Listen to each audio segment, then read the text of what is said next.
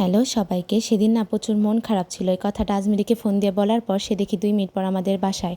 সে আসার পর আমরা জুঁইদের বাসায় গিয়ে জুঁইকে নিয়ে রিক্সা নিয়ে বেরোই পড়ি। এখন কোথায় যাব ভাবতে ভাবতে মনে পড়লো আমাদের যাওয়ার জায়গা একটাই মাত্র, সেটা হচ্ছে মহাদেবপুর। তো আমরা ৩ বান্ধবী চিল করতে করতে রিক্সা নিয়ে মহাদেবপুর চলে গেলাম। মহাদেবপুর পৌঁছানোর পর এখন ভাবতেছিলাম যে আমরা কি করব না। তখন মনে পড়লো যে এখানে একটা মামার মজার চপ পাওয়া যায়।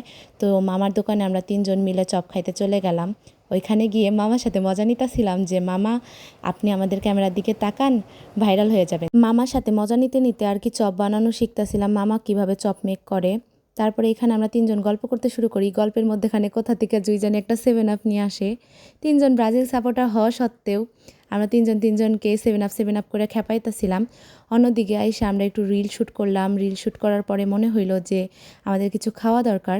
তখন আমরা অনেক ভাবনা চিন্তা করে চটপটি ফুচকা খেতে চলে যাই। চটপটি ফুচকা খাওয়া শেষে মনে হয় যে যারা আমাদের ব্রাজিল ফ্যানদের আর কি 7 আপ করে খেপায়, তাদের উদ্দেশ্যে রিল মেক করা উচিত। তো একটা রিল মেক করতে গিয়া উল্টাভাবে 7 আপ ধরলাম আর কি। ব্যাপার না, অনভিজ্ঞতার ফল আর কি। পরে এখানে আমি বলতেছিলাম যে এই যে আমি ওই যে আমার ফ্যান ফলোয়ার, আসলে আমার ফ্যান ফলোয়ার নাই, এই কারণেই বলতেছিলাম। রিক্সার থেকে নেমে তারপরে বাড়ির উদ্দেশ্যে রওনা দিলাম। এখানে আজকের মিনি ব্লগ শেষ করতেছি। আমার ভিডিও ভালো লাগলে আমার পেজে যেয়ে লাইক, কমেন্ট, সাবস্ক্রাইব করবেন।